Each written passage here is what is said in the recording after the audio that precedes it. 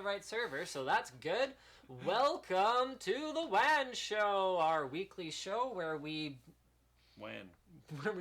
We WAN on the internet, which sort of basically just another word for that. Now, I don't know what just happened to my internet connection on here, but we're going to go ahead and fire that bad boy up. We have a ton of great topics for you guys today, not the least of which is, of course, availability of the Nexus 5, which I actually picked one up, so we're gonna check that out. Although 5-inch phones are not really my forte. I've actually got an Xperia Z1 that I'll be checking out over the next little bit. I'm like turning into like this phone person. I have like phone and audio. Like trying all these phones and stuff. Which is like not you. I'm becoming disgracefully mainstream. So don't worry. Oh, I like phones and headphones. Don't worry, I'm still interested in graphics cards. Tons of rumors circulating about the Radeon R9 290 as well as the GTX 780 Ti. So we can talk a little bit about the rumors, but we won't be able to confirm anything because we are still under NDA on a lot of those details, which we do have. We know everything.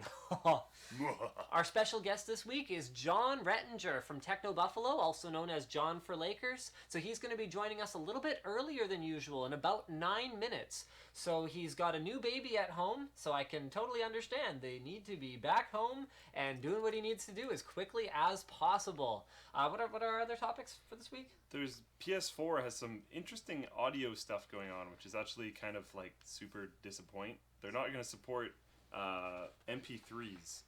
Can we put on our snobby PC gamer hats? Nurse, we are the PC Master Race. Yeah, PC Master Race hats. And our PCs, they support MP3s. Yeah, they support MP3s indeed. PS4 will have an audio streaming service through PlayStation, which is totally unrelated to MP3s not really working. Yeah, more on that later. Also, Phonebloks is going to be a thing now. Phonebloks has partnered up with Motorola and Project Sticky, which is now called Project Ara. So we'll talk about that soon. All right, so without further ado, it's intro time!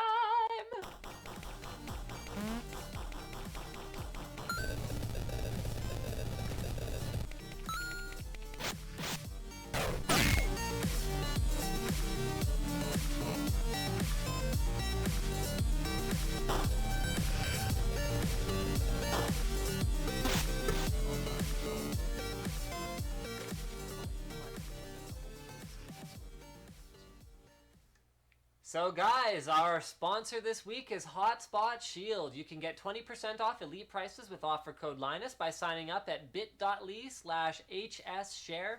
Hotspot Shield is a VPN solution that works on your PC, your Mac, your phone, your tablet, pretty much whatever you could possibly want, and does what most VPN solutions do, which is to obscure your IP address from the websites that you visit. This makes it more difficult to track who you are and where you're from, and also allows you to circumvent regional restrictions such as being able to access services that are blacklisted in your country, or even getting around regional changes to services in your particular geography. So for example, Canadians or Europeans would be able to access Netflix as if they were Americans and get access to all that fantastic content that for some reason only Americans are allowed to have. Well, it makes Well, sense. I understand why, Yeah, but that doesn't make me have to like it. No.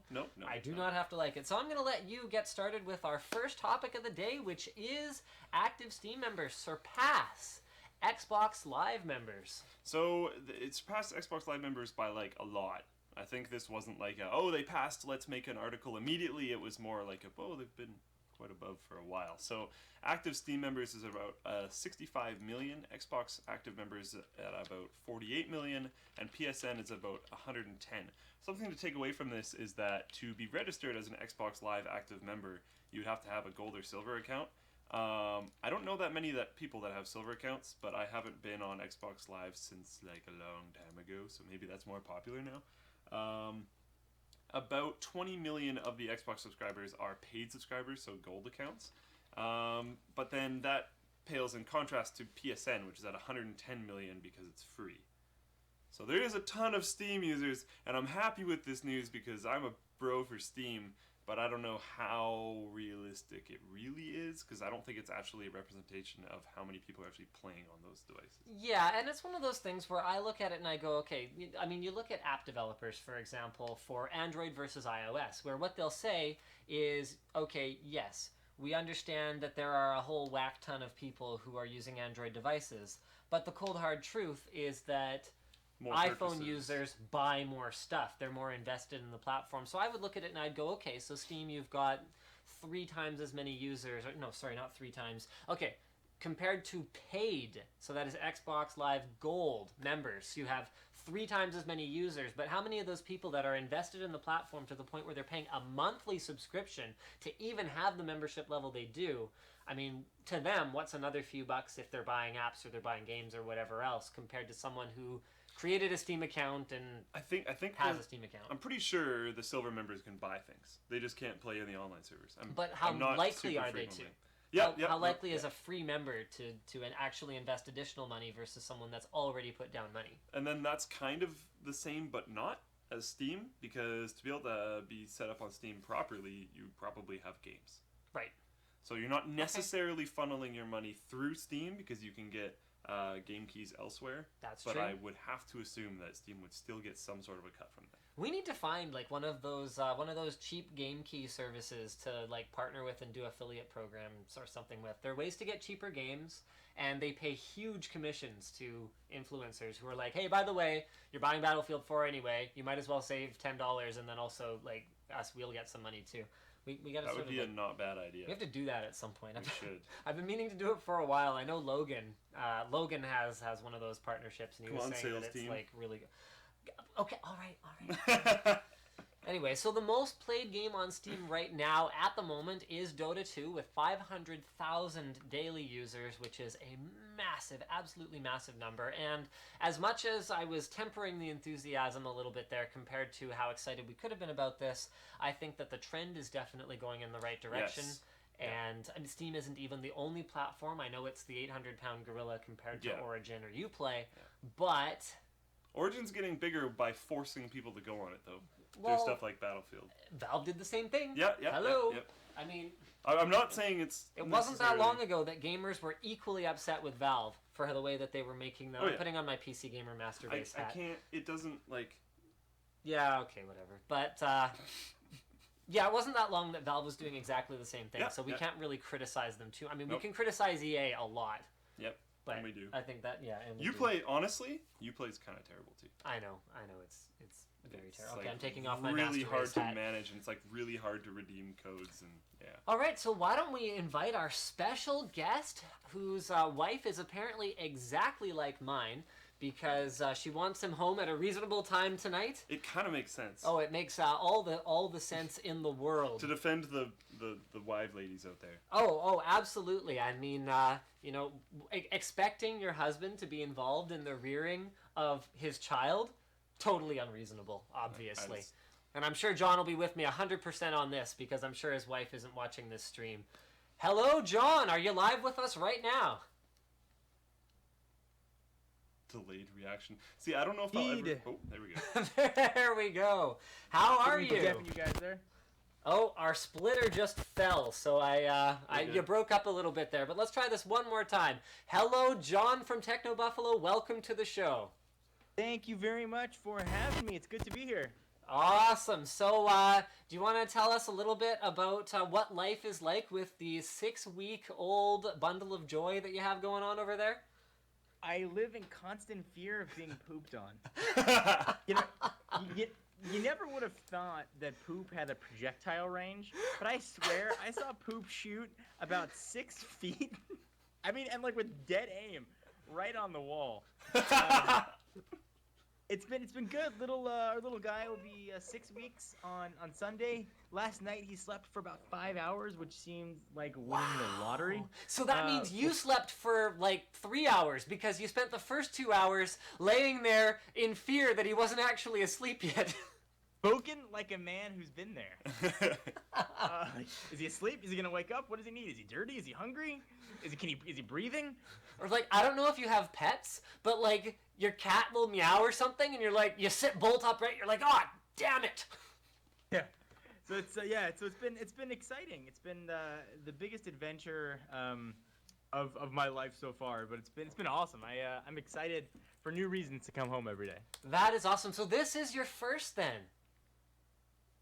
This is number one. Oh.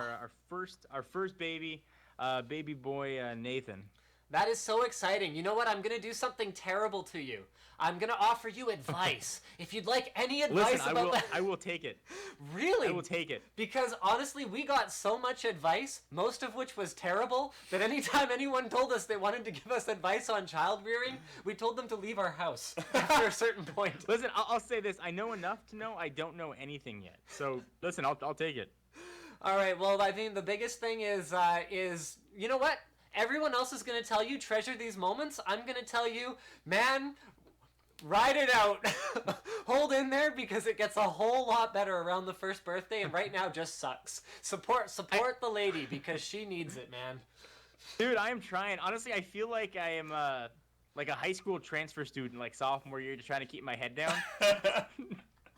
You know, and like just make it through the day. Is your wife, if it's not too personal, is your wife bottle feeding or breastfeeding?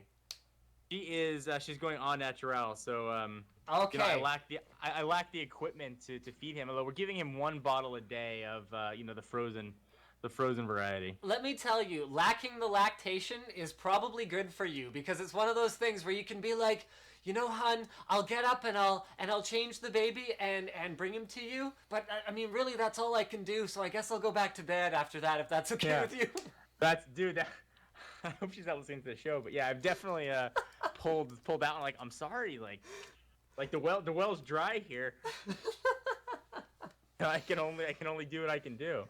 All right, so I know for a fact you've had less time than you're used to in your life to pay attention to what's going on in the tech world. But let's start with your article, actually, about the Nexus 5. So I'm just going to... Oh, my goodness, we don't have our guest lower third. That's John. He's joining us anyway. So let's fire over to that article really quick here. So It sold out in less than an hour. Is this about what you were expecting? Yeah, I'm actually surprised it lasted that long. If I remember correctly, a Nexus 4 sold out sort of equally as fast. I mean, Google did a crazy job of hyping this thing up without really officially saying a word. So everybody was expecting it kind of any minute. So yeah, I was not surprised that it sold out. And first impressions are it sold out for a reason. It's a really great phone. It looks really compelling considering the price point, does it not? Yeah, the price point's killer. I can't see, but I'm holding it in my hand. I'm holding it up to my webcam that you can't see. In homage, $349 is a killer price point. You figure on contract, a 2-year deal, you know, this would probably be about $150 to $200 phone. So for the extra $150, you know, you don't have to sign a 2-year contract. Which is awesome. I mean, you don't want it, sell it. The Nexus devices, you know, hold their value similar to Apple's. You know, so sell it in a year. It's a pretty nice phone. You know, I want to put it through its paces before I do a review. We always sort of take longer with our reviews, and we'll tell the audience how long we use the device before we just sort of rush to get best SEO and put up a review like 4 minutes later. That is such a great approach, and you know what? We've only recently started dabbling in phones a little bit because I was never really a phone guy. And I mean, the perspective I bring is not the experienced phone guy perspective, but what I do is I force myself to take out my SIM from my phone that I use and put it in the new one, and I kind of go, if I'm not willing to do this, then how can I really say that I reviewed this device if I didn't actually even commit to use the thing? So I respect that so much because SEO is great, but it's not the be-all and end-all. No, thank you very much. It's a dirty secret in our industry that folks from other sites that I won't mention, you know, will rush to get a review up without really using the device. I, again, won't mention any names, but I've been at events where, you know, we've been handed a phone and other publications have been handed a phone, you know, the exact same time. Yeah. And their review will go up the next day and will have cited 48 hours of battery life. And you know what? I'm not a math major, but that does not add up. And you know what the funny thing is, I think it's a lot of the old media mentality here, where I think it's a lot of the traditional tech guys, where they're used to something like a graphics card, where all you have to do is benchmark it, and you measure the power consumption, you measure the performance, and really that's all there is to know about it. But to me, a phone, I go out of my way to actually, again, I'm not a hardcore guy. I don't even really talk about the specs. I go, this is how it felt in my hand, and this is what I thought of something I noticed that was different, and that's all I really have to say about it. And I think that there's room for the hardcore tech spec guys that are running all the benchmarks. There's room for the guys that are doing the in-depth plus the real world, I actually use this thing, stuff like what you do, and I think there's room for the casuals, but the guys that really offend me are the ones that are saying things without actually validating it. I could not agree with you more. on that. I mean, you can't just make up numbers. You can't say the battery sucked because we tried to play a video for 14 hours and died after 8. It's not how people use their phones. Exactly. I want to know if I can get through a full day with, being on Wi-Fi for 8 hours and an hour of phone call. And can I get through a full day? I'm not going to spend most of my day watching, 12 hours of video on my phone. Like, give me the fast stuff that matter. You just don't know a device until you actually use it. And rushing to get stuff out, I think, makes our whole industry look bad. It's dishonest to the audience. Let's talk about using the Nexus 5. This is something that Sure. I've been thinking about for a little while. I actually just recently got my hands on a Moto X because I'm not high priority like you. I actually have to buy most of my phones. And my take on that was, do we really need a 1080p screen in the 4.7-inch or 5-inch form factor? What are your thoughts on this? And maybe... I will tell you this. We have the privilege of having access to pretty much every mobile device out there in our office. It's a really it's a privilege and an honor. It's a double-edged sword is what it actually is. Yeah, absolutely. But one that I really sort of high esteem. 2 out of the people in our office are using Moto X's. If that tells you, and they're using it as their regular phone when they have access to anything else. So if that tells you anything about the perception of the device, it just works. It works well. You don't have to have quad core to have a good experience on a phone. Just don't. That is so true. I mean, you know what? This ties into something I really wanted to talk about with respect to Nexus 5 as well, is are we finally seeing the commoditization of the cell phone in much the same way that the PC was commoditized and then the laptop was commoditized and even every component of the PC? I mean, for a while, I don't know how closely you follow PCs, but SSDs and high-performance SSDs were a big deal for a while, and then all of a sudden, overnight, Samsung took over the market completely with commodity SSDs that performed well enough and were priced very reasonably. Is this the beginning of the end, where we see phones like Moto X that don't compete on spec, and we see phones like Nexus 5 that come in and frankly take all of the margin out of the phone that guys like Samsung have enjoyed for so long? Are we there? Are they just fast enough, and are they commodity now? So it's yes and no. So yes for the technology that's out there right now. It's no until the next SSD comes out. It's no until everybody's rushing to have flexible displays and flexible batteries. Yeah. It's no until people are trying to get near field cameras built into devices. Until the next big thing hits, then yeah, I absolutely think so. But until there's that next whatever rush it's going to be, whatever sort of fake rush they make the consumer think they have to have, I think that's only a matter of maybe months and not years before that next thing shows its face. Do you think the consumer is more savvy to the bullshit these days? I mean, look how long they've been trying to cram 4K on TVs down our throats without any content available and with extremely high prices on TVs in much the same way that they were used to being able to charge so much for a flat panel and then so much for a full HD one and then et cetera, et cetera, et cetera. And people just aren't doing it anymore. Are we past that? Or do you think that mobile is not at that saturation point yet? Yeah, so I think it's the industry. So I think when it comes to TVs and a purchase that you make maybe once every 10 people are maybe not smarter, but pay closer attention with their wallet, because those are real dollars. I mean, you're talking thousands and thousands of dollars. So I think people aren't as easily duped. You look at 3D. Like, 3D is supposed to be the giant thing. Everybody's got to have 3D. And really not many people cared that much about 3D. No, and I mean, part of the problem to me was the implementations were so fragmented and so terrible. I mean, we see this happen in the industry over and over again, where no one can agree on a bloody standard, and then the whole thing flops. Yeah, no, you're absolutely right. And when it comes to the mobile world, I think customers are more easily duped. And it's such a weird world in mobile. People feel entitled to things. You know, I signed a 2-year contract 2 years ago for my phone. Where's my KitKat update? Or so loyal to an operating system. You know, if you like Apple and I like Android, we're mortal enemies. I mean, could you imagine that same dynamic when you go grocery shopping? Like, somebody buys a Milky Way and you're a Snickers guy and you just start, like, screaming at him? Like, how dare you like Snickers? Milky Way is obviously the best. You must be just a gigantic, ass face.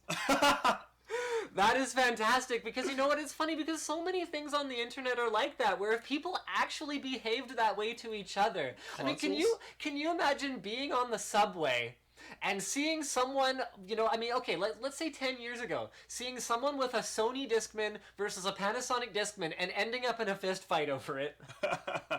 No! The only thought would have been like, wow, does that thing skip when you walk? You know, you're never like looking like what it is so crazy, the internet mentality and sort of the entitlement that people somehow feel. It seems to be really exclusive to mobile and maybe gaming as well. Yeah. Gaming is a big one. It's Yes. a strange phenomenon. It's like, I paid $60 for this game 5 years ago. Why isn't the game developer still supporting servers out of their own pocket? Yeah. Why don't I have backwards compatibility of PS4 with my PS1 Masters of Terras Cosmos game I bought, 48 years ago? It's just, it's a very strange world. And as much as I try, I still don't understand it. And the funny thing is, your entire job is to demystify it for other people. So way to go, smart guy. Yeah. But that is my one job. And I'm like, I cannot figure you guys out. Like, I love the audience. They're incredible. They put food on my table. They give me a chance to live my dream. But some of them, I just don't understand the mentality. Like, if that translated to anything else, it wouldn't work. Now, let's talk about entitlement and support for lower-end devices. Android 4.4 KitKat. There was a leak that we're looking at some unexpected improvements. I'm just going to pull up the article here really quick. This was posted on the forum by MG Star. So we're just going to go ahead and go back to our guest here. So the original source was Engadget. And we're looking at, obviously you've heard of this, so why don't you give me your thoughts on this revelation that they're looking to optimize particularly memory use to the point where we could see devices that only have around 512 megs of RAM still operate smoothly. So I think as annoyed as consumers are with Android fragmentations, I think Google is more annoyed with Android fragmentation. And I think they're trying to have more control over the operating system. There's a big misconception that Android is open source. Android is not truly open source. They released the source code, but it's not open sourced. So I think they're trying to limit fragmentation, and they've done a credible job of memory management with Android 4.4. So hopefully they're saying, okay, 4.4 can run on more devices, then app developers can be able to support more devices, and they can make more money because more apps can be purchased on those older devices. So it boils down to a dollars decision for Google, but certainly helps the consumer in the long run as well. That's an absolutely fantastic point, and actually ties into something we were saying before you joined us on the show with respect to Steam members versus Xbox Live members, where those Steam members are part of this fragmented ecosystem that maybe some game is released. Are you really pushing it out to 65 million potential people? Whereas on Xbox, you know that every single one of those members is actually capable of buying the app or the game or whatever else it is that you happen to be looking at. So how much of this do you think is actually focused on smartphones and lower end or older smartphones, and how much of this do you think is gearing up for a Google Glass or smartwatch release coming in 2014? So that's the big one. I think it's necessarily starting from here on out. I think it's a two-pronged attack. I think it's gearing up for wearables, smartwatch and whatever, Google Glass 2, whatever they decide to call their second iteration of it. But beyond that, I think it's also a clear shot for emerging markets. I think they're looking at India in particular, South America, where maybe the lower spec Android devices can get some market penetration, and also that potential, dollar from the Play Store. And that's a very good point because, it blew me away that in somewhere as technologically with it as Taiwan, we're talking the manufacturing and design of all this crap goes on there, and yet every cab driver's got a flip phone. It's crazy. In contrast, though, in Korea, almost every single person I saw had a Note 2, right, or like something else super baller. And Samsung's there, so a lot of work goes on there. So it's just slightly it's so different. Funny you mentioned that. Our managing editor Roy Choi is Korean, and we were talking about the difference of technology from country to country. He said exactly that same thing. He says he went to Korea and he couldn't believe how many people have these gigantic smartphones, and how many women carry the gigantic smartphones. It's so interesting from country to country. More than to see what permeates the culture. Yeah, more than once I saw a chick walking around with like a clutch bag, and as far as I could tell, it was for her phone. Like, that was it. There was so many chicks, and a lot of dudes as well, but so many chicks with Notes and giant phones that they held and worked with as tablets. Or held with two hands up to their head. Mega and something, right? I know, right? Isn't that thing hilarious? It is like a I loved using it just because you're looking at me like, what? What is this thing on my face? What is that? What's that guy doing? He's crazy. Okay, so I think our last topic here is a bit of a console topic, and actually is an ecosystem control topic as well. So I'm just going to go ahead and fire this up on the computer here so everyone can see what the devil it is we're talking about. So this was a tweet from Michael McAllister that sent this over. So it's actually, the original link is to the PlayStation blog, where they dropped an absolute bomb on PS4 audio format support. Yes. So here, Luke, why don't I let you give the rundown, and then John, I'd love to hear what you think of this particular method of ecosystem control. So there was a topic actually on TechnoBuffalo about this, so I'm sure he's on top of it. Yeah. But PlayStation released a giant FAQ recently, like huge, and it is actually pretty awesome because it's nice to get some confirmation about things.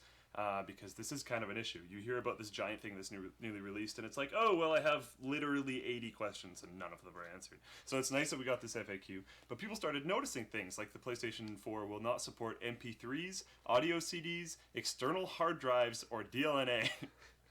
People are just like, what the heck? One thing that they do support, though, is Music Unlimited, a PlayStation service which can stream you music for a monthly fee, and you can play this music in the background while you're playing games. Only $4.99 a month, no less. John, I'm sure you have lots to say about this. Let's hear it. Yes, I do. So first, I just want to say thank you to everybody that's sort of sending messages on Twitter that's watching the show. It's very cool to interact sort of live.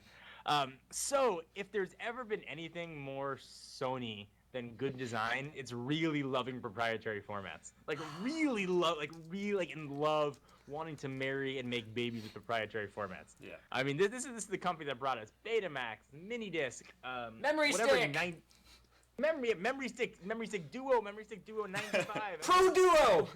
Yeah, the billion different varieties. So I am not at all surprised with the music side of things and pushing their own silly services. What was a little bit surprising was the external hard drives, and Sony said that they're limiting it to try and reduce piracy. Which, okay, I can understand. They all probably felt that was a big issue with the PS3.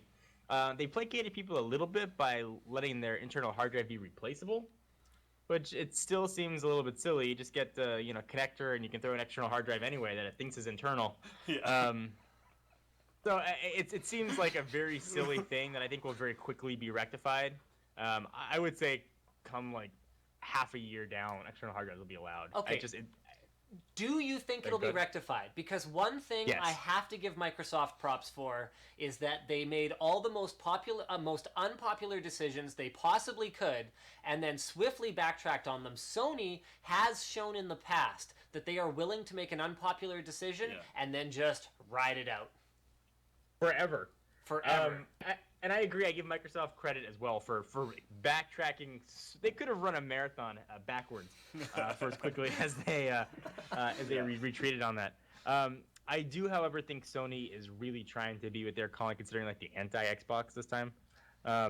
So I think they're going to take a different approach to the PS4, and I really think that's something that's going to be rectified if the community wants it to be rectified very, very quickly. Now, go ahead, because I'm gonna go for a bit here. So sure. One thing to bring up too is it's not just Music Unlimited. They also have, I believe, what's called Video Unlimited, which I think is supposed to conflict and try and fight against Netflix. And that has a little subscription thing. Yeah, good luck with that. Yeah, good luck I know, with right? that. Yeah, not really going to happen. So but Netflix just putting that out there. They're such a powerhouse now. Oh, it's ridiculous. Here's my issue with the way that Sony is viewing their competition as this Sony versus Microsoft head-to-head battle. So they're ignoring Wii U, which they're right to do, and they're also ignoring SteamOS. They're ignoring SteamOS and they're ignoring Android. I've been saying this for a little while, and I don't think this is the battle of PS4 and Xbox One. I think this is the battle of console, and they're better off to band together and figure out what their value add is and deliver it versus more open platforms like Linux and open platforms like Android, where the barrier to entry for a game developer or an app developer or whoever else wants to be involved in that platform is much lower. I don't know how much attention you've paid to something like NVIDIA Shield, but did you see their console mode announcement? Yes, I've actually picked. I'm actually staring at NVIDIA Shield right now as we speak. Good. What are your thoughts? So I had a chance to take a look at the update a few days before it got pushed. So there are a few things I see, and I actually agree wholeheartedly with everything you just said. I think the big difficulty for developers is getting those games on television sets. About things like the Ouya, and I think the Shield and Nvidia nailed it with the control mapping. Yes. So being able to take a game like NBA Jam, that's an awesome game, but it's kind of tough to play with touch. And being able to just have that already be mapped for your Shield makes it a very, very compelling platform. Not to mention all the emulators you can download. I traveled. I was playing Super Mario Brothers on my Shield because it was just fun.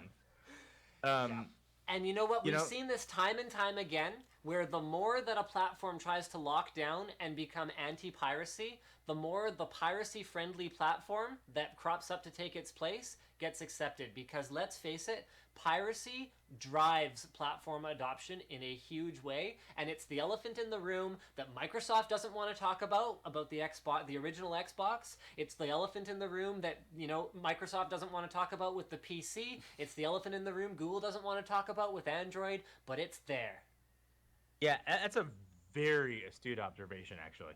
I completely agree with that statement. You are absolutely right. I'd be curious, and they say piracy. What they really mean is we're not making enough money. I mean, Yes. that's sort of that's the between the lines. Is we don't care if you're playing our game for free. We care that you're not giving us money to play our game. And that's the issue. I wonder though, how much money these manufacturers, Sony and Microsoft, are paying to developers to get exclusives. Microsoft obviously opened up their wallets like crazy to get exclusive titles. Yep. What if they both agreed to stop doing that? That okay, let's stop with the exclusive deal. If we own a studio, so whatever, if it was formerly Bungie or whatever it might be, then we'll make our own games. But if we stop doing that and we stop pushing this ridiculous piracy that just locks down our console, I wonder how that would change sales numbers and how that would change, their end of day Or a scary profits. What about a scary sort of ceasefire on exclusive titles where they kind of go, okay, well, let's work together to make them console exclusive, and let's compete on the value add services like Xbox Live and PlayStation Network, and let's figure out how to extract our money there, but let's stop fighting on hardware, because they basically gave up on the hardware fight. We saw that. They both had the same bloody hardware in them for the most part. PS4 's Yeah, getting them. exactly the same. And they're still sort of like backhand fighting each other. I'm sure Sony paid Activision to make Call of Duty Ghosts 1080p only on the PS4. So people can think, oh, the Xbox wasn't as powerful last generation. It's probably not as powerful this generation. But I would bet there was money that changed hands. Obviously, I can't back that up, but I would bet that money changed hands. So tell me this. Now that you've played with Shield and console mode, do you have a Kepler-based GeForce PC to stream games to your Shield? I've got We've got a Falcon here. Yeah. Oh yeah. We've been testing it and having a blast with it. Okay. Tell me this, from an end user perspective, if Shield is $200 for what is effectively a console that if you have a supported PC, so remember, Shield is $200 with a supported graphics card. So if you pay $200 for Shield, you get to stream PC quality graphics, and man, does it ever look good, to handheld or to your TV with 1080p coming by the end of the year, and the ability to use it handheld, or SteamOS with its ability to stream from your PC as well, so having one powerful PC in the house and being able to game on any TV versus picking up your console and moving it around, versus spending $400 or $500 or $300, whatever it is, on a console, plus extra controllers, plus whatever you end up doing. What is going to be in your living room 6 months from now if you had a crystal ball? Oh, I mean, the Shield for sure. I should say, though, that the Shield is $300 if you want to buy it on its own. Yes, that's important. And it's not even available in every country. Yeah, but I totally see the value add, and I give NVIDIA credit for pushing a product like this that they know they're not going to make any money on. Yes. It's a really cutting... I thought for sure they were never going to release this. I thought it was going to be a reference hardware for Tegra 4. And I went on record and said then I was clearly wrong. I really give them credit. I know the folks at NVIDIA very well. They are committed to this platform, and they, like you, see the future. And they've done that same pitch. Say, okay, what are you going to keep in your living room? And if we stick with this and we educate the consumer to know what Shield does, to not just look at it as an Android tablet, the controller, they will get it. Being able to stream PC games that look ridiculously good. Yeah. Anywhere you want are incredible. If my wife doesn't want me sitting in front of my computer playing games, I can sit on the couch, sort of watch the baby, and catch up with Arkham Origins. Sort of. Or any. Absolutely. Or anything else I want. And this is something. Oh, sorry. It's one thing that kind of catches me odd, and I was wondering what you think about this, was the release timing for different things to do with Shield. Because I think less people know that you can actually play it as streaming from your computer than know that it exists. And I'm surprised that usually you announce things that have to do with the device before you release the device. They messed that up. And in Shield's case, they released Shield. And it was this hardware that everyone wasn't sure what to do with it. Like what it really does. Like why does it even have these different options, blah, blah, blah, blah. And then finally they're releasing out all these options after interest is actually almost waning. Yeah, they've been taking a very weird approach. They're trying to go organic, and clearly that just translates into we don't want to spend a lot of money and do a big it's true, and do a big blogger education push. I mean, so we had before this over-the-air update came out, we had a huge WebEx demo talking about Shield, and they sent us an external controller, an HDMI cable, hook it up to TVs, and all that kind of stuff. And they're really pushing it. I think bloggers, for some reason, don't either get it or just don't care. I think and I'm that not it's sure why that is. It's that emotional fandom that we talked about before. This is a completely new, completely different thing that I think a lot of the console versus PC guys, I don't think anyone's happy about it. Because I think the hardcore PC guys look at it and they go, well, I don't need a console, I don't need a handheld, blah, blah, blah, blah, blah. And I think a lot of the console guys go, well, then I have to have a powerful gaming PC, I'm happy with my Xbox, blah, blah, blah, don't take away my console. And the thing I think people don't realize is I've been saying this for a while, this is the last generation of consoles in the form that we see them today. And I totally agree with you. And people tell me, well I'm going to sit in front of my computer. No, you're not going to sit in front of your computer, you're going to sit in front of your TV. The TV gaming experience is not dead, but the console is dead. And I think NVIDIA Shield is actually just a pawn here. I think it's a sacrificial lamb. They're obviously going to lose money on the whole endeavor, but I think they actually don't care if Shield 2 or Shield 3 or Shield 4 exists, because NVIDIA in their history is an enabler. They are not looking to sell a graphics card directly to an end user any more than they're looking to necessarily sell a Shield to an end user. I think they created Shield out of a need to build this because no one else was willing to do it. I think they just did it, and they went, no, we want handheld gaming combined with PC gaming, combined with TV gaming, and if we have to do it ourselves, then fine. But ultimately, if someone else with Tegra 6 releases their own thing, I think they're happy with that. Yeah, I actually agree with you. I could not have said that better myself. I completely agree with that. You're the best guest ever. You agree with me about things. You're awesome. I mean, when you're right, you're right. I mean, you're not saying anything untrue, man. And I would. Anybody who knows me knows I love a good argument, so I'm certainly not afraid to speak up. But I think you nailed it. Well, you know what? I would love to give you at least. We're coming up. I don't want to keep you a minute longer because I totally understand the wife thing. You got to go support her as best you can. So we have 3 more minutes, guys. If you have any quick Twitter questions for Jon that you'd love to hear him answer as fast as he can, hit us up. Hit me up on @LinusTech. And Jon, I'd like you to take the next couple minutes for any of our viewers who don't already know who you are, which I think most of them probably do. But talk about yourself and what you do and how it's great and how they can follow you. Always weird to talk about yourself. I'm a geek. I'm a geek who somehow managed to win the lottery and got the opportunity to do this for a living. You can check me out on YouTube, youtube.com/TechnoBuffalo. I'm on Twitter at Jon 4 Lakers, which is an awful Twitter handle. I totally understand that. Really or you can check out all of our content at TechnoBuffalo.com, and we just talk about tech. We're fans of technology. And we sort of have our passion that we get the opportunity to share with everybody. Now, do you guys do a live show? We do a podcast. We used to do live shows. We've toured live shows. We really want to do more live shows. It's just a matter of trying to find the bandwidth to do them. But it's definitely, like I say things every year, but it's definitely on our radar. I want you to do a live show because you are fantastic live.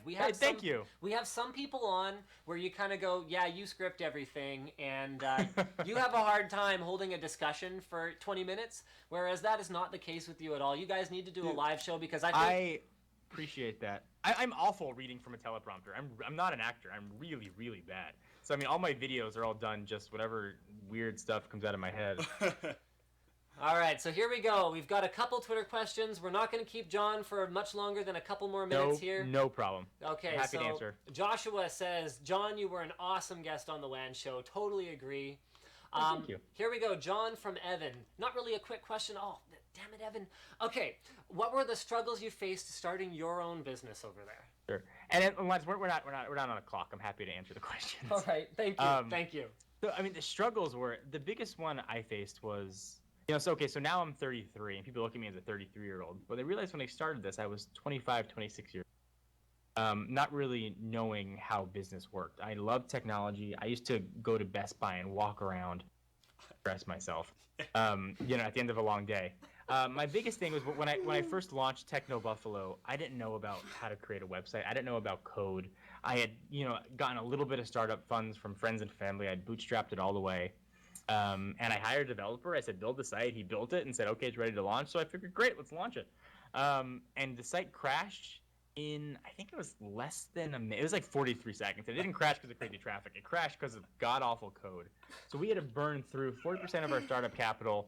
I had just left my job. This is 2009, in a bad economy to make videos for a living. I had no income for essentially 3 months. So long story short, best advice that I can give is know your industry. You want to start a website? Know about a website. I was so blindly ignorant. I mean, I look back and I just want to smack myself in the face. Know your industry before you get into anything. I had the benefit of being sort of just by dumb luck first to market, so it was easier to get noticed. And much harder now, and it's a much more crowded field. So if you want to get into YouTube or tech world, find your own voice. Let your personality come through. Don't be a robot. Don't copy anybody else's style. Find your own, and fight through all the hate. That is absolutely fantastic advice, especially that last thing. Any new employee here who is going to be on camera, I actually am kind of an asshole to them, intentionally. And the reason for that is because whatever I can say to you is not 1/10 of what the internet's going to throw at you. And the bit about finding your own voice and your own style is so important, because so many people ask me, how do I be a YouTuber? And the answer is always to be passionate and understand what you're trying to talk about, because otherwise people's bullshit radar is so sensitive these days. They're not going to buy it. You're absolutely, and don't fall in the trap of selling yourself for reviews. Don't think you have to give good reviews because someone sent you a product. The audience knows. Be yourself on camera. Be genuine, and I think you guys will find success if you just follow that path. All right, this is just hilarious, and I'm sorry to do this to you, but please. Jogsy asks, where do babies come from? So here's how it happens. All right, so you sit at home, no. I don't even know how to answer that question. All right. I'm so interested. All right, here we go. Hold on. Let's see if we got anything else. John, do you recommend the Nexus 5 for the price, or could you recommend a better phone for the price? Ooh. No better phone for the price. Nexus 5 for sure. There we go. That's an easy one. That was a really easy one. Yeah. Will Steam and NVIDIA, will you try to let me see if I can see anything that, okay, we already talked about Nexus 5. Guys, you're going to have to go back and watch the archive if you want to hear about Nexus 5 from John. Do you have any initial thoughts? Let's make this the last question here. Do you have any initial thoughts on the Nexus 5 and its camera quality? So we do. Funny you should mention that. We actually just finished writing and filming a full test of the video and still camera quality on the Nexus 5. So if you want to see that, we'll have the post up actually tomorrow, Saturday, on TechnoBuffalo.com. Can we get a short teaser? But I will give you a sneak preview. It's good. It's not great. Okay. That is very fair. So guys, make sure you check that out on TechnoBuffalo tomorrow. John, you've been an absolutely fantastic guest. Thank you so much for joining us. And, my pleasure. Thank you guys for having me. I appreciate it. This was a lot of fun. Guys, make sure that you're following John on Twitter. Oh, we should have his Twitter handle in there. John for Lakers. And, harass him on Twitter. Tell him how great he was. Because the more messages I see about how great he was, the more likely I am to bring him back. Although I can already tell you, we would be happy to have you back anytime. You were fantastic. Listen, I would love to be back. And it's the internet. I don't do well with compliments, so you do much better to just yell at me. Awesome. Next time, I'll make sure I have something we disagree on, okay? Sounds good. Thank you guys very much for having me. It was a really a good time. I look forward to doing it again, hopefully sometime soon. Take care. Thanks a lot.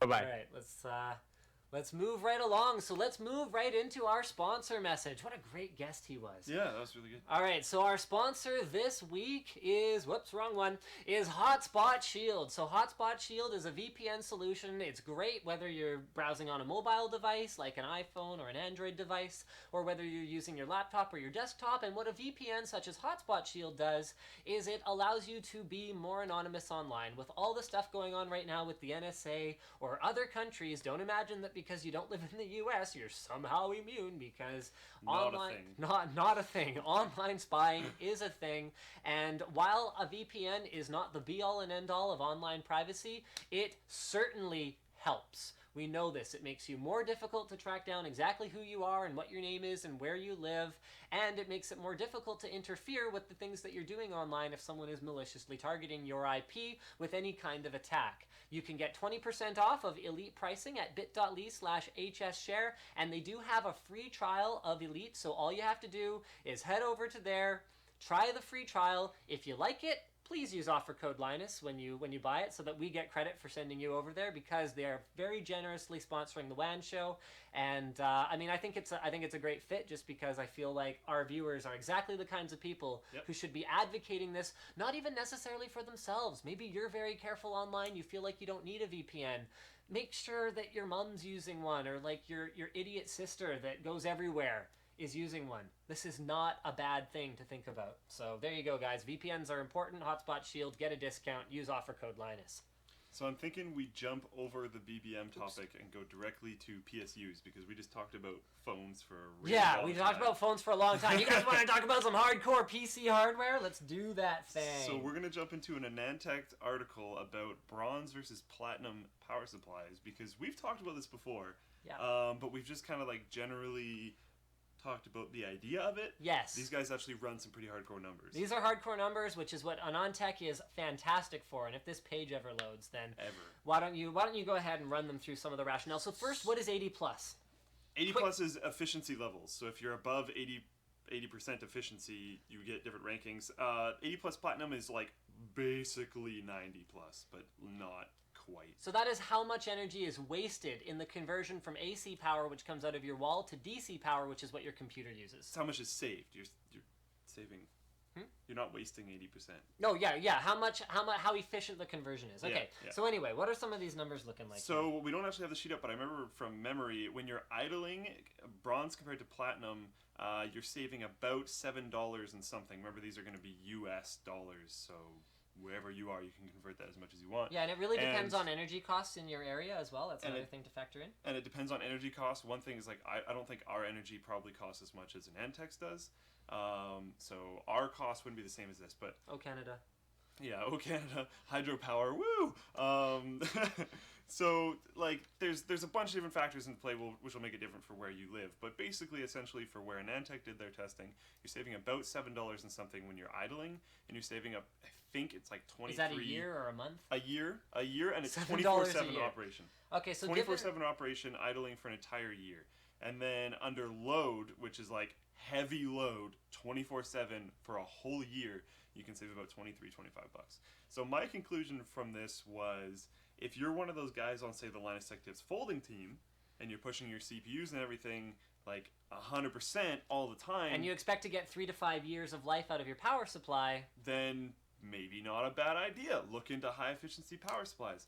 But if you're someone who's going to come home and game for 2 or 3 hours and shut your computer off other than that, maybe don't shell out the extra money for the platinum power supply when you get a cheaper one. Although one thing I have noticed is that silver and gold level power supplies are becoming cheaper and cheaper. That's true, they are. And you know what? Honestly, there are other things that you can do to optimize your system for power efficiency. Yep. So hold on a second. Here is their actual graph where they compared the Thermaltake Light Power 450 watt to the EA 450 Earth Watts Platinum. So those are the actual two power supplies that they're looking at.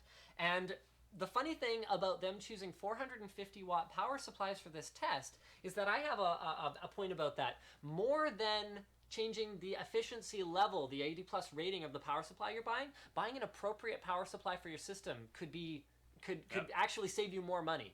Because when you overbuy, 80 plus platinum and 80 plus ratings only factor in down to 20% load. Under that load, there is no spec. There is no requirement. So it could be extremely inefficient at very low loads. And if you completely overbuy your power supply, you buy a 1200 watt power supply for a system that's going to pull 250 watts under load and like 45 watts or 60 watts at idle, you might be getting the worst efficiency ever, and you would never even know about it. And like your highest efficiency isn't at that 20% where the graph starts. It's a little bit in there. So you want to be actually using a bit of your power supply for it to be really efficient. All right, so Phonebloks has been making major waves. So I think the first person who posted about Project Ara on the forum is MGS Star. So I wanted to give a shout out to you for posting in the Linus Tech Tips news section of the forum. But this is the original Motorola post here. I'm just going to go ahead and fire this up.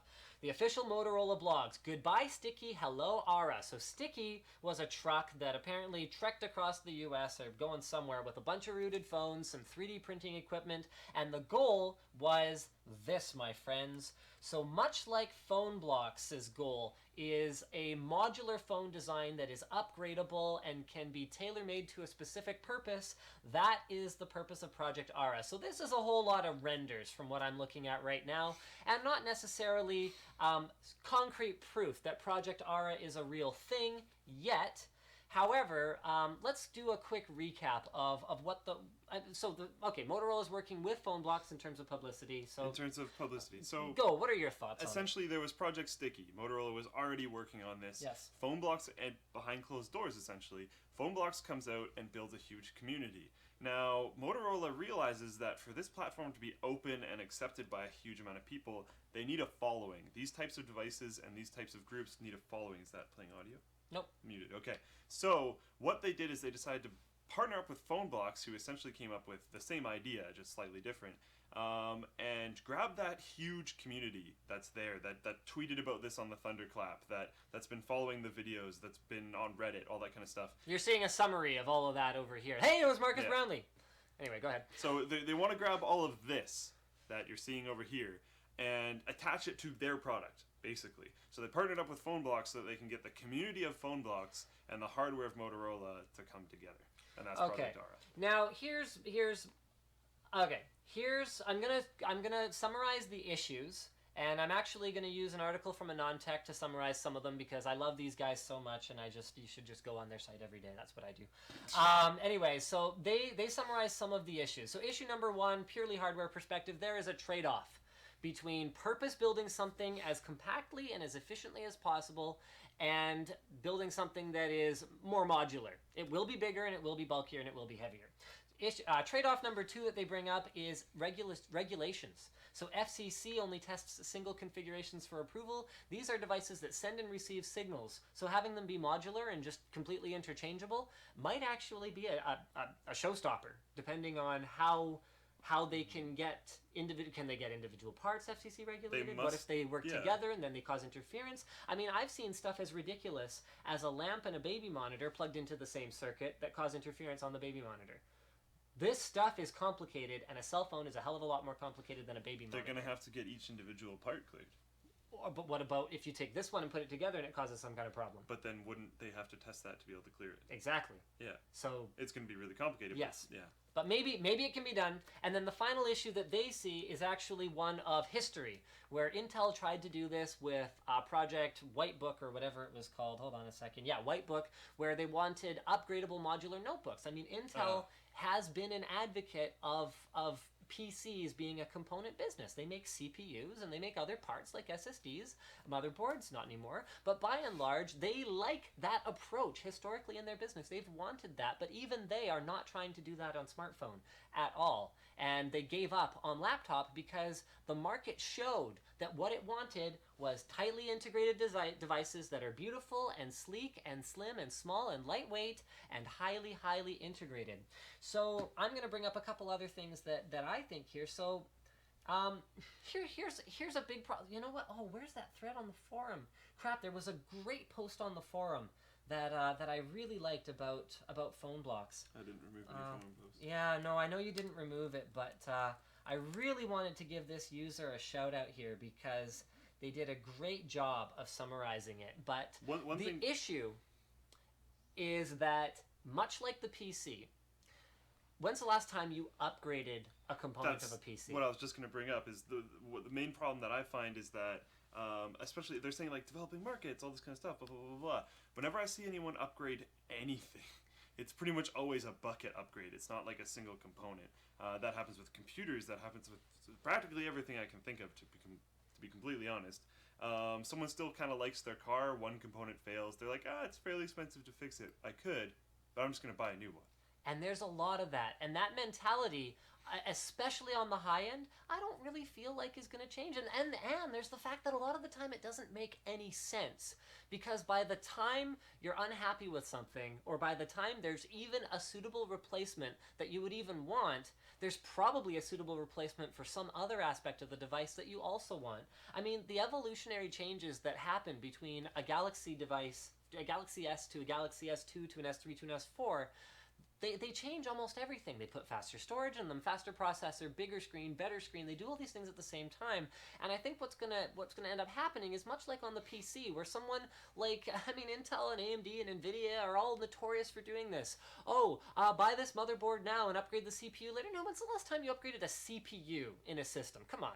By the time you're ready to spend money on that again, there's a better motherboard and a better CPU and a better graphics card. You take that old machine and you hand it off to someone else. Or even if you perform all those upgrades within a reasonable period of time, you're still going to end up with an entire computer or an entire phone worth of leftover parts. They didn't go away. There's a few use cases that I see for this. There's you better not steal mine.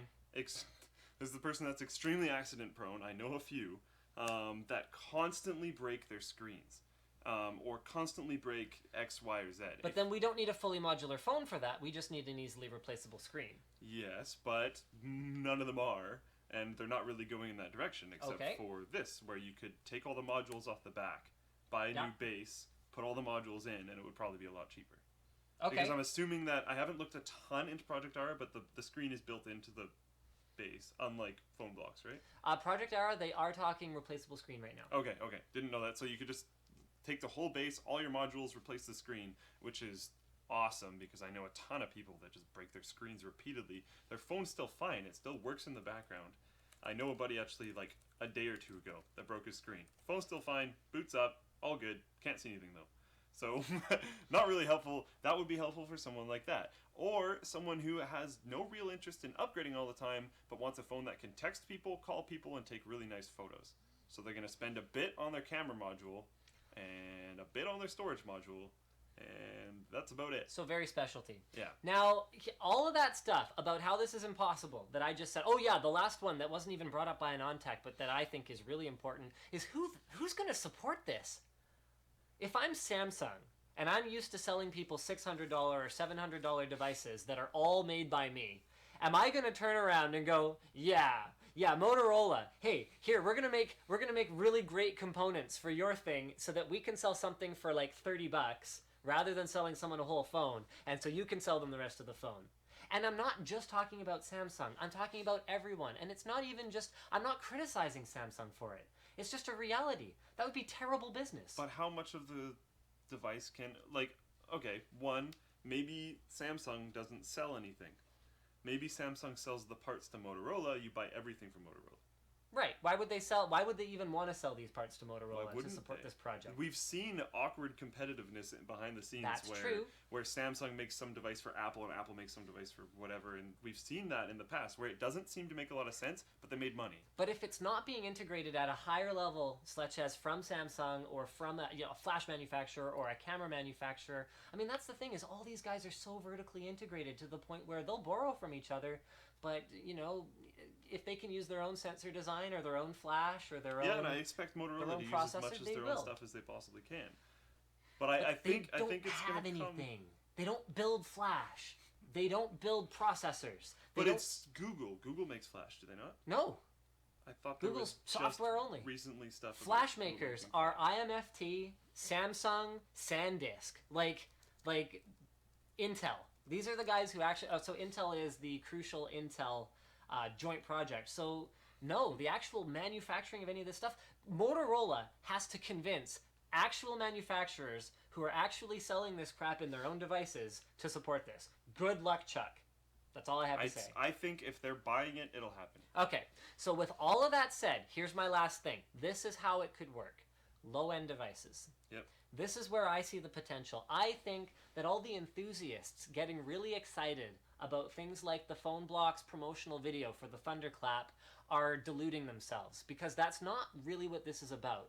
In order to build a device, let's say even within the next year or even 2 years, we'll be looking, so to build a device that could have a somewhat reasonable form factor, somewhat reasonable weight, and perform well, let's say as well as a device today, we'd be looking at significantly downgraded hardware. It would have to be much lower power, it would have to be much smaller to make up for all the extra room that you're going to waste with the housings that have to go around each component and with the interconnects that have to be built into it.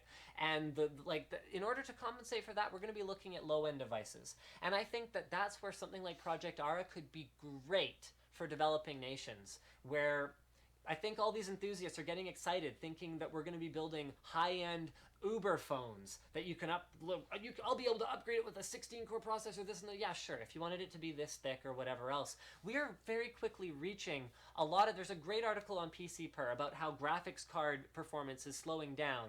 And we've seen explosive growth in mobile, but for many of the same reasons that we saw explosive growth in graphics cards compared to CPUs, where it wasn't just that the manufacturing processes were shrinking. The other thing going on here was that the manufacturers were learning how to optimize for this. Well, phones are already not able to really benefit from manufacturing process shrinks in the same way that graphics cards and CPUs were able to benefit for years. So what we're seeing right now is some benefit there, but a lot of it is actually just coming from optimization. So once they get a good handle on how to design these things, to get more power, we're just going to have to draw more power, and it's just going to have to be bigger and need more cooling and all that stuff. And obviously, Moore's Law isn't done yet, not by a long shot, but for Project Ara to come in a reasonable period of time and be in a reasonable form factor, I think it's a low-end play, and I think it makes a ton of sense there, where, again, replacement parts or low-cost upgrades or, saving on electronic waste, these are all great things that are going to happen, but not at the high end. The high-end, developed nation consumer has shown time and time again that they want an Alienware, or they want a MacBook Pro, or they want these highly integrated devices that have economies of scale on their side in terms of cost as well. In addition to the manufacturing advantages and the fact that they're lighter and thinner and faster and et cetera, et cetera, et cetera. Not an Alienware so much, but although they're heavier, they're faster. I was talking about their laptops specifically. They're faster? Yeah, they'll have like SLI GTX 680M. Yeah, but other people make that too. Yeah, but I mean, they're faster than a highly integrated solution. Yeah. Okay. So I looked up the Google thing, and what I was confused about was how they were when they were selling enterprise drives, and everyone was like, "How the hell are they doing that? Are they making their own?" Yeah, I didn't end up following that up, so I thought they were making. Yeah. Okay. I think the issue with volume today is that that's really far away. We need to get that closer. It needs to be like here. So we can. Well, don't worry. We'll reposition the mic next week. I'll just yell more to compensate. Hopefully that makes up. That's for gonna make it peak because the gain's too high apparently. So fine. So moving right on to Google Smartwatch and Google Glass news. This is, of course, a huge deal with the KitKat optimizations for low-power devices, with the My Internet is apparently being a giant turd. You keep disconnecting. Yeah, I have no idea what's... Through your phone? The issue is my notebook, I think. I think it needs a restart. So, you know what? Well, let's just talk about it. If you let me diagnose this, you can talk about what's on there, right? Turn it off and back on again. Did you try to reboot it? Yes, I did. Thank you. IT Crowd's awesome. I actually expected you to kind of night through this whole topic. Okay, pick another topic then. Maybe do some of our. I'm so used to touchscreen. I tried to scroll his laptop. Okay. I don't even like it. Go down and do some of our rapid fire topics. Can I do graphics cards? No, I want to get into that one. So okay. Yeah, don't worry, guys. It's coming. Give me 1 sec. So, amongst a few things, one of the most ridiculous topics we have this week is actually the massive Xbox that just took up space and kind of sat there in Vancouver, which is kind of good job. You took up a parking lot in Vancouver, which is like super not helpful for all the people that have serious trouble parking in Vancouver every single day. Thank you for that. That was great. I don't even go to Vancouver, and that drives me a little bit nuts. But either way, it's a hype machine, so we're talking about it along as a whole bunch of other people. Yeah, we don't even care about Xbox One. I'm not planning to buy one. Someone asked me if I'm going to do an unboxing. I said, yeah, sure, if I get a free one. Yeah. I'm not going to buy it, though. So I think your unboxing would be kind of hilarious.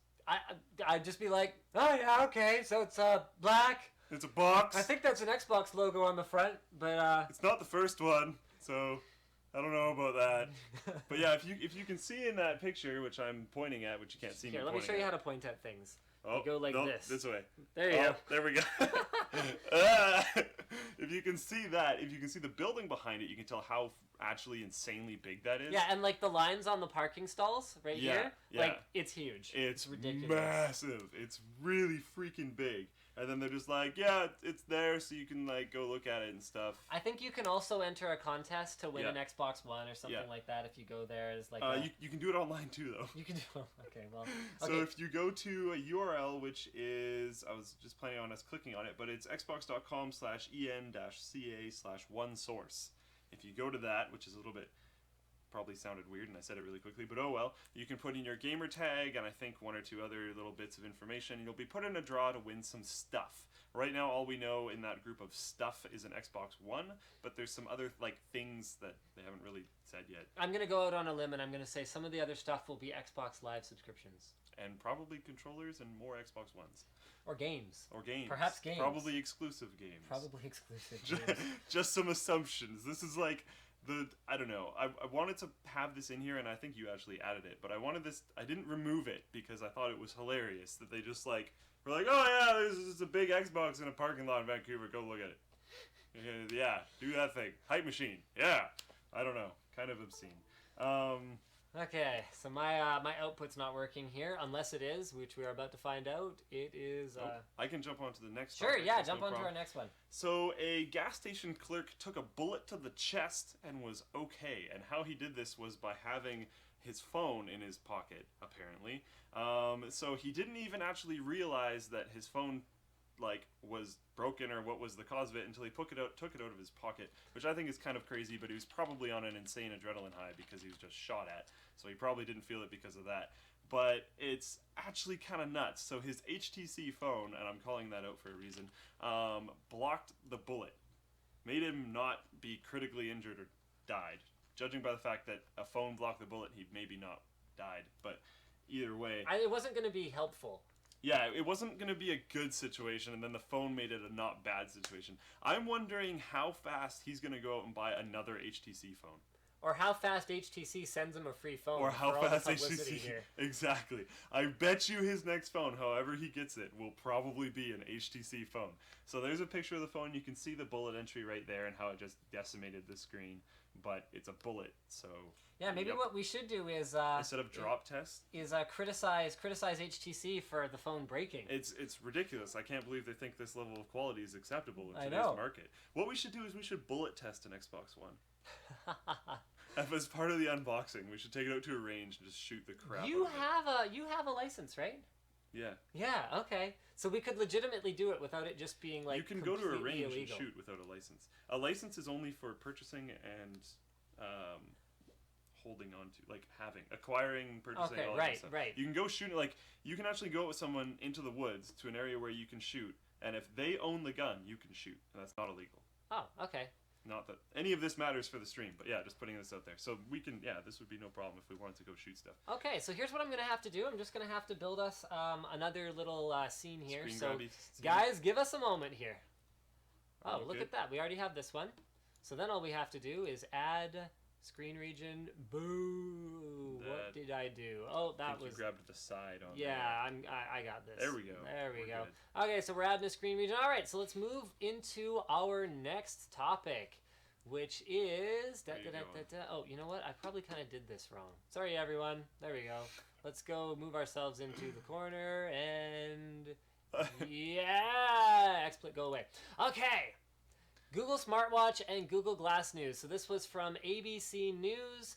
With new Google Glass and smartwatch, Google wants to be all over your body, and they're not the only one if your name is Slick. Oh. Because I want to be all over your body. I knew where that was going. All right, so the Explorer Edition. So first up, Glass. Explorer Edition owners can invite up to 3 others. So I actually reached out to Marcus Brownlee from MKBHD already. I am assuming that this all works and goes according to plan. Going to be getting my hands on this one. It's available in new colors with a new earbud, which I kind of look at and I go, oh man, that's going to look ridiculous. But, because I see how it's necessary. But I'm not super thrilled on it. No, I don't think there's a picture, but I think it looks pretty ridiculous. But a bigger thing is that it is now prescription compatible, so that is pretty darn cool. That is a really big deal. It is still sort of slated for a 2014 launch, and they haven't said anything about whether battery life has been dramatically improved in any way. So I'm excited to try out Explorer. I'm sure you're excited to try it out. Yeah, for sure. And one thing is that the new KitKat update actually helps with battery life a little bit in the Bluetooth and Wi-Fi regions, which if I remember correctly. Who knows where they were targeting that? Smartwatches, glass. Yeah, smartwatches and glass. So I think even if they didn't do anything necessarily to glass in particular for battery life, I think it'll be slightly better just because of those 2 protocols. All right, so our next thing here, boom. Sorry guys, this is going to be a little bit inelegant for now. And that is, oh right, I went to it on my laptop because I'm used to that. Oh, so inelegant. Wait to load. No, we're good. What the heck's going on here? All right, so Google may launch a smartwatch before Apple. The new device would be quote-unquote personal assistant. So obviously the one in the picture, guys, is not a rumored Google smartwatch. That is the Galaxy Gear from Samsung. Yeah. So go. It's interesting. It kind of reminds me of how you treat your Pebble, actually, which is more like you get messages there, and you'll notice that someone's calling you, and then you'll go get your phone. It's not really necessarily like something to do a whole bunch of things on. No, and I think that's where Samsung really went wrong. Yeah. They tried to make it too much. It's like, oh, well, you can return text, you can do this, you can do... You know what? I can still do that faster on my phone. Yeah. And I like the way you use it, because I know even if you don't have your phone on you, if I need to just text you something that I don't really need a reply back from, I just need you to know, I'll just be like, boop, boop, boop, boom, and just don't even care. It saved my bacon a number of times. I was on a court playing badminton, and I had left my phone off to the side, as I'm apt to do, and I got a message from my parents that they couldn't bring my baby home, and I had to go get him, so I was able to go get him before it was bedtime. And then just today, I had left my phone on the table because we were playing music off of it, and I got a message from you, I think. And it was important, and I was like, "Oh, balls! Where's my phone?" But that's good, and it makes a lot of sense, and I like that angle actually, because that, at least for now, is where I think smartwatches should be. Oh, if Google's watching or anyone's watching, you know those things that you can keep in your wallet that set off proximity alarms, like the Proximo? That needs to be built into smartwatches, so we can enable functionality where if I go too far away from my phone, it'll let me know. So that would be really cool. Anyone listening, there's my all I want is $20, okay? So if anyone implements that idea, $20, and you can have the patent. I don't care. No, not per. No, just $20. I just want $20, or even just buy me a pizza. There. I think that might have happened. We'll call that done. If someone's already done it, then whatever. No, I mean, someone today. bought us a pizza. Oh, what? I think Brandon has it. A pizza? I think so. What? I'm pretty sure. Brandon, do you have pizza? I think he was letting us finish our topic. Whoa, hey, there's pizza. Wow. Okay, so someone is going to implement this idea. Oh, so it's from the forum. There you go. Aw, thank you. What is it celebrating? I don't think anything. How did they get this address? I know how. I didn't give it to them. I know how. It was you. Oh, all right. Well, thank you guys very much for the pizza. So because it's what the alpha male does, I'm going to eat first while Slick has to talk about our new topic. I think there's specific rules that you can't have any. I don't know if those rules stayed. Nope, too bad. So the FAA is loosening the rules for e-devices on airline flights. This was posted by Dellons, whatever, man. I don't know what to tell you. Dellons. Okay, so there's a picture of someone using a laptop on a flight, and all I have to say is about friggin' time, and then I'm having a piece of pizza. Yeah, it should have happened a long time ago. It's been kind of ridiculous. Even when I was a kid playing Game Boy Color on the phone, on the plane, sorry, not on the phone, when the lady would come by and tell me to turn it off, I'd just be like, really? Like, even as a kid, how does... What? No. There's no way I'm going to take down a plane with my Game Boy. Like, that's ridiculous, and it's been kind of crazy forever. One thing that I think is nuts about this is that there's so much crap going on right now, and, like, the Senate had to get behind this to push it through. Like, couldn't you do other stuff? Like, I'm happy this happened, and I don't think it's important necessarily, but I think it was ridiculous that it existed, and I'm happy it's gone, and it should have been gone. I just don't think it necessarily needed I don't think it should have been required. It should have been as difficult as it was. Yeah. That's ridiculous. It should have been so simple. Now, it's not like all the devices all the time, so phones are still not allowed unless they're in airplane mode.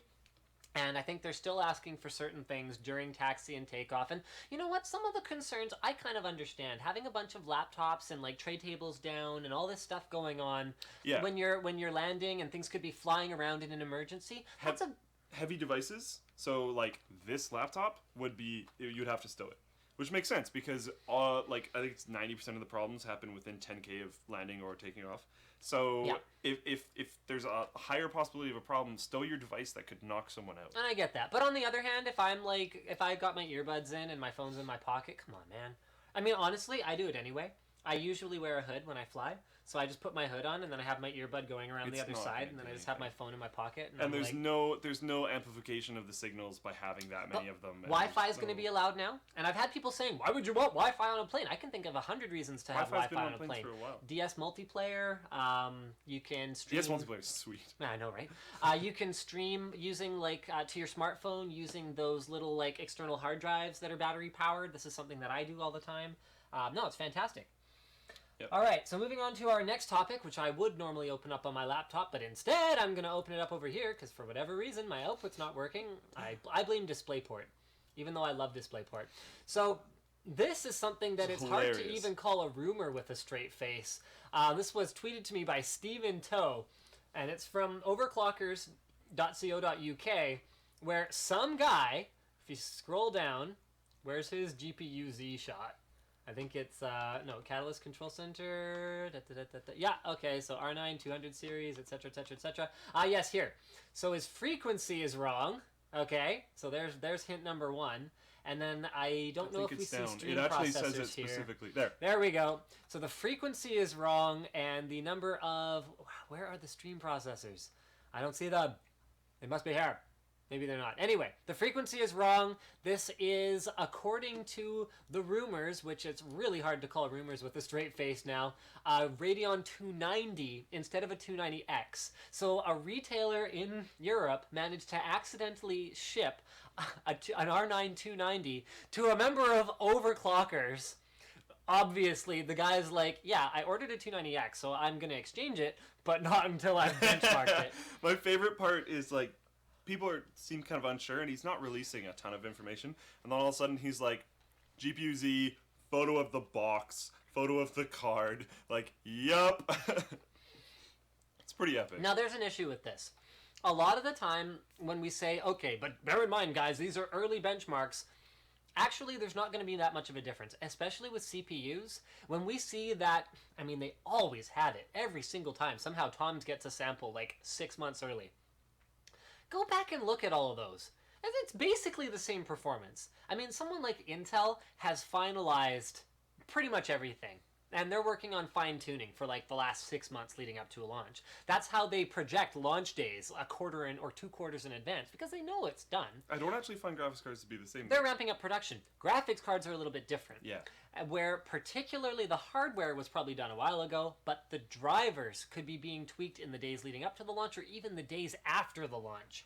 So whatever benchmarks that he's run, I know for a fact that those performance numbers may not have very much to do at all with how R9 290 performs. I thought you were going the other way, and I was like, whoa, whoa, whoa, whoa, whoa.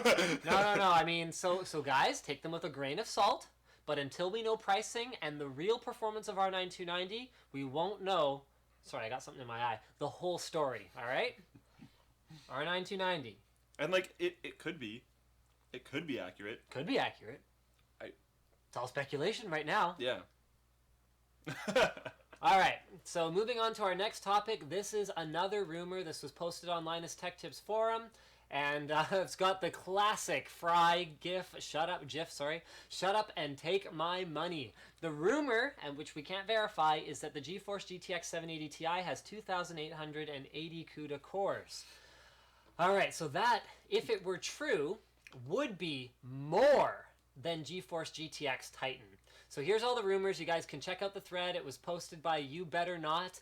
And of course, the You Better Not thing is we better not discuss anything that we're under NDA about. So all we can say is this is what's in that thread.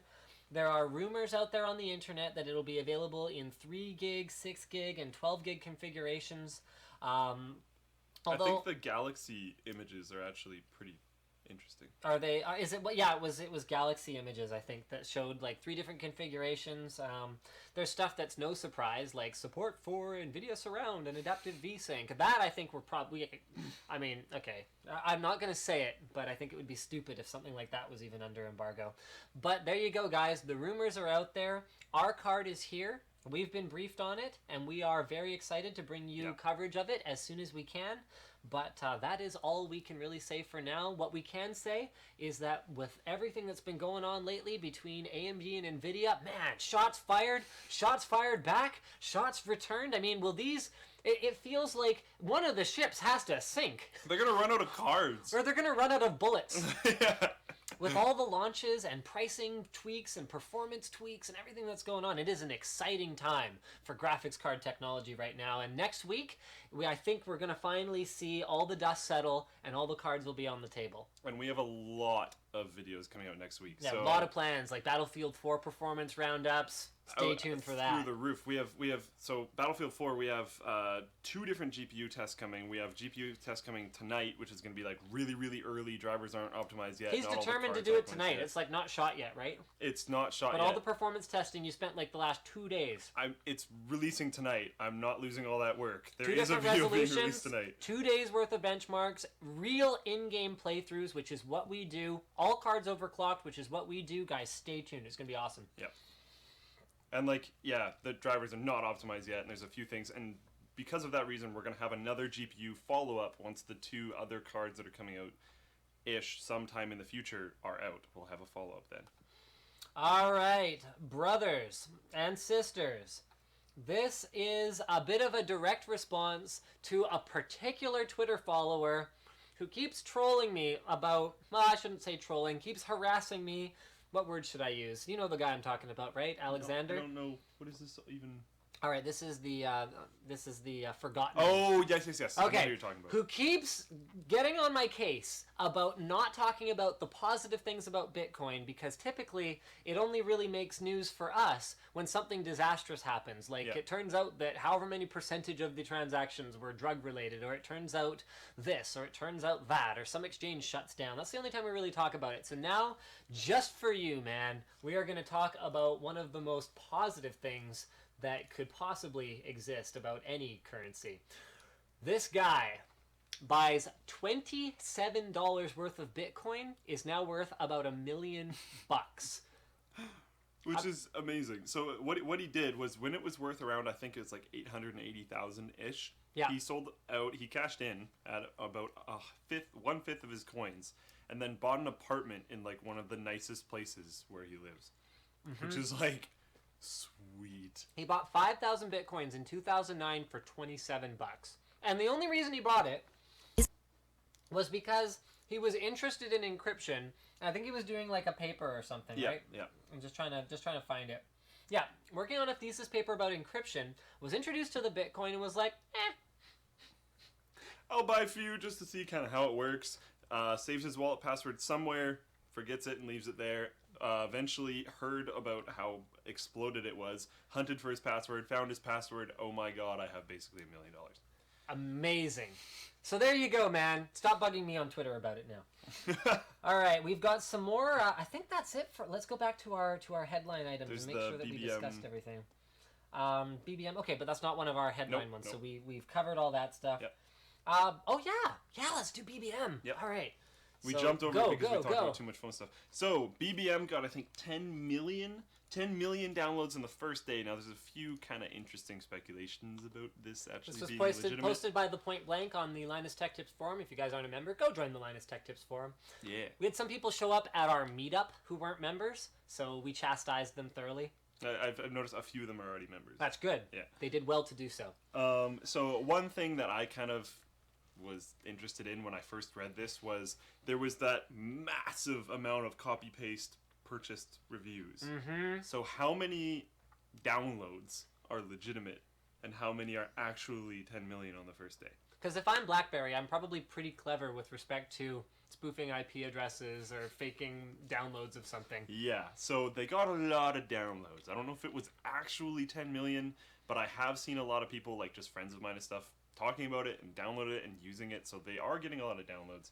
I don't know exactly how much it is. It is actually pretty cool. A few main things that I want to point out that it actually does is you don't have to give out your phone number to be able to use it, which is awesome if you're selling stuff online or just like using Craigslist or anything like that. Or if you're someone like me who wants to communicate with, followers or whoever else, You don't but have to give doesn't out your phone necessarily want phone calls. Yeah. So that's actually very cool.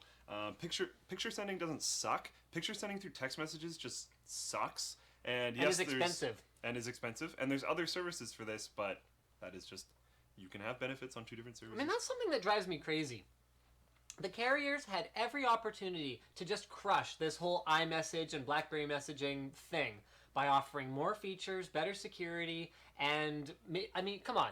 The actual amount of data it cost them, the rates that they charge for texting, they allowed insane. this whole thing to exist when they could have just made texting free and not had to bother with any of this. And like picture texting is terrible. Yeah. And like always has been. Why is it terrible? I don't know.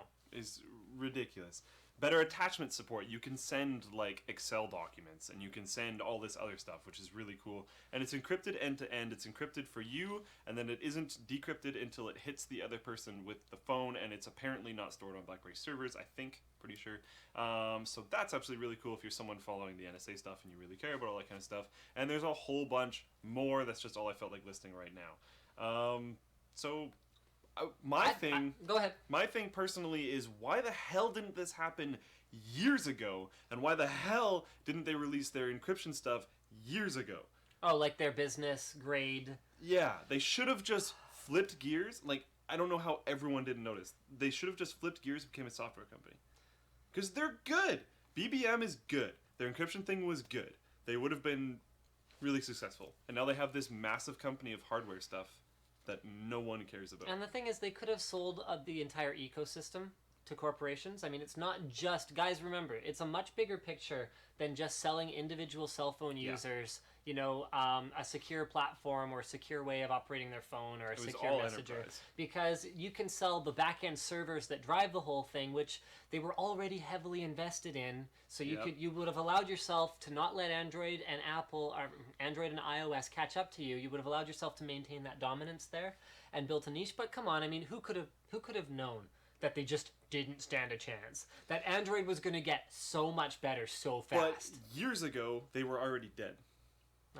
Okay. Like, they've been dead and flopping around for so long, which is what I don't understand. Like, yes, there was a while there where they were fighting. They released the Bolt whatever. I don't remember the... Yeah, the 9300 or yeah, 8300 and they or were like something. kind of etching along, but then for so long after that, they were nothing. Like, why not just flip gears or keep producing the hardware? Whatever. You Maybe gotta it becomes convince something. investors that it's a good idea to do something like that as well. And I mean, how do you convince people that a free app is the way forward for your company? But when the you're used encryption and servers and stuff, not Yeah. free app. The BBM thing, maybe that happens later. Yeah. But the encryption and server stuff should have happened a long One time way or ago. another, guys, definitely check out BBM. Not because we're Canadian and we really want BlackBerry to survive, but just because, do. it's cross-platform, which is great. iMessage is fantastic. Except that, it only works with other people who have iOS devices. Are you freaking kidding me, Apple? You're like, yeah, I'm going to convince all of my friends and family that they must use iPhones because I want to use iMessage. It's ridiculous. Anyway, all right, let's move on to the next thing. Dell laptops. Dell issued a recall because they had laptops that smelled like cat pee. Don't worry, this is a quick topic. We're not going to talk for too long about this, but how did this make it through QA? Honestly. Like, honestly, what happened here? I think that was one of my first comments on the document, was like, what happened? So this was posted by Chilex Nate on the forum. So the BBC is reporting that Dell's Latitude 6430U Ultrabooks have an interesting characteristic you won't find in any MacBook Air. The palm rest emits an odor that smells like cat urine. An issue with the manufacturing process is thought to be to blame. Now the funny thing here is you actually have to contact Dell, and you have to still be within warranty in order to get a replacement. Now it's a business-oriented Ultrabook. Can you imagine walking into a business meeting and smelling like cat pee? I mean, I have a router that smells like BO, which is funny enough. But then a laptop that smells like cat pee, you can get all kinds of smells out of a faulty plastic manufacturing process. And that's apparently what happened here. It's not a reliability issue or anything like that. It's just hilarious. And it's not bad for your health. People speculated about that. It got a little bit crazy, but it's actually fine. All right, so our last main topic of the day, before we move on to some of our forum topics and all that, is this video right here. This was actually tweeted to me by @RTEV. Guys, remember, tweeting things to me sometimes works, but it's much better, and I'll love you a lot more if you post on the forum in the news section, because we actually have shifted to almost exclusively browsing for news in the forum, because we figure what you guys care about is what you want to hear us talk about. And honestly, the news section has gotten so much better. Oh, it's so much better. Pretty much everything ends up there anyway. It's so good. I mean, our forum community does a great job of maintaining it. I mean, Linus Tech Tips forum news section is my homepage, so that's how I stay up to date on things, which is fantastic to be able to say that about what the community's done there. Yeah. So this video, flexible high definition CAA-COS displays. So check this shiz out, guys. This YouTube video right here. Yeah. Okay, good. Here we go. So let's go ahead and we're just gonna. I think these. Advertisement. I'm gonna watch Twitch chat because I don't know about the audio. Okay, so check this out, guys. Oh, we just muted it. That works. Until now, with oxide semiconductors, reliability was generally a problem. Check out the way that this display wraps around. So you could see notifications on the top of the device. It's got buttons. Okay, so hold on. Let's just go back and look at it again.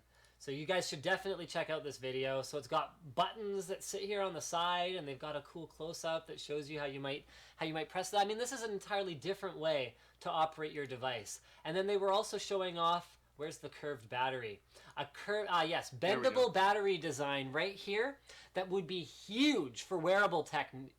Combined with curved displays, curved batteries, you could be making bracelets or armbands or all kinds of crazy, awesome wearable technology that really is, whether you think so or not, really is the future. I mean, I get a kick out of all the speculation about, will these guys have a smartwatch? Will smartwatches be the next big... Yes! Yes. Yes, it's done. It's a foregone conclusion, and this is absolutely amazing.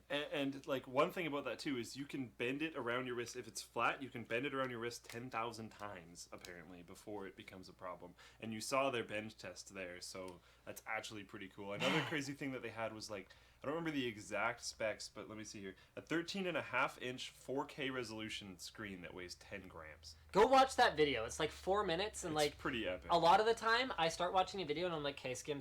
I just watched the whole thing. I was like, yeah, I need to see this because it's amazing. The link for it will be in the WAN Show doc at the end. Do you want to start downloading the Bill Logs of the Week? Yeah, sure. Is this it? Yeah. Oh, here. Oh, for crying out loud. At least we have Office on this computer, do we? So that'll help. Yes, we do. Okay. Yay, Office, which is still the best. So we actually have a Bill Logs of the Week this week, and it is pretty epic, as normal. Not that surprised. We've changed a little bit of the way that we do it by suggestion by Whaler and Dave, my moderators, who found a better way of doing it. So we actually have a little bit of hardware specs along with the name at the beginning, so if there's anything that stands out a little bit, we could point it out here. The main thing being that he went naked on his case, which is his brother named his desk the Plank, and it's basically just all sitting on his desk. This is a 24-core, 4-processor folding machine, which is just absolutely beast. Well, that's one way of doing a computer case. So it just kind of sits on his desk. This is a new way of doing a desk computer. Don't even bother bolted in, just, Wood isn't particularly electrically conductive, so... No, it's probably fine. As long as dust isn't an issue and he doesn't accidentally zap it, then this is an interesting cooler layout that we got Just- going. This is a cable that isn't plugged into anything. The optical drive is clearly too far away to reach an IDE or a SATA connector. It's Yeah. kind of awesome. There's a little bit more of an updated shot, so he's actually using a drive cage now. Yeah, all right. Woo, upgrades. And look at it came from a fractal case, obviously, because Yep. there are the accessories Yep. and real coolers. And the more secured cooling setup there. So he's busting out all the folding. 24 CPU cores. Man, that's sexy. That's pretty freaking beast. We're a long way away from games being able to leverage something like this, Yeah. but the folding team's been doing really well, and in large part thanks to the way that folding does leverage more cores. So that one For is science. that one was kind of in big support of our folding team, and just to show off some of the interesting things that you can do with computers that a lot of people don't actually realize you can. Now this one, check out the case. Old Russian oscilloscope. This is pretty cool. That is the finished computer. Wow. It's done. It's in there. It works. This isn't, if you read the other specs there, this is not the highest end computer. Not at all. I included that because I knew you'd care, because it shows the finish. Yeah, it's on the black case. wrinkle finish. It's Yeah, gorgeous. Yeah. So Look at that's this! yeah. So it's not the highest end computer, but it's freaking cool. And if you go check out all his build log, you can actually see he takes the whole thing apart. Like he has to take out the old CRT screen, which looks ridiculous. You gotta be And- careful doing that. You don't want them to Yep. explode. Yep. And it's a really interesting build log. Also, not to a fan. Not to a fan. Very nice. So yeah, check it out because his build log is really interesting. He tears that thing apart and makes just a wonderful little machine, which is as you can see. Oh, that's the 24. Whatever. Yeah, we're done. Not super high spec, but super freaking awesome. And yeah, I thought those Okay. were pretty cool. Well, I think that's it for the WAN show for this week, unless you had anything else to add. I think we actually had a very efficient show today. Went pretty quick and Yeah, covered it's everything. like an hour and a half. We ended like right on our mark. And you guys are awesome for watching. 4,500 of you are watching by the end of the show here. We are, as always, overwhelmed by your support. Tune in next week, same bat time, same bat channel. And if you tuned in late, or if you know anyone who wants to watch or whatever else, don't forget the archive always goes up on YouTube once we're done with the live show. It helps a lot when we don't have interruptions. I think that was the biggest thing. Yeah. We didn't have any glitchiness today. So again, thank you for watching. Until next time, and a big thanks to our sponsor, Hotspot Shield. Yes, one quick thing to add. After party, guys, I'm going to be a little bit late because I'm going to finish that Battlefield 4 date? video first. Battlefield 4 video first. And then we will have an after party. That's tomorrow morning. Ah, That's why the after party. you going to can't go date in super the early. morning? Yeah, she's flying to China for 2 weeks. So I'm Oh. seeing her before she leaves. Oh, okay. Anyways, that was slightly awkward. Now it's over. Why are we doing that? You can't. I can't click it.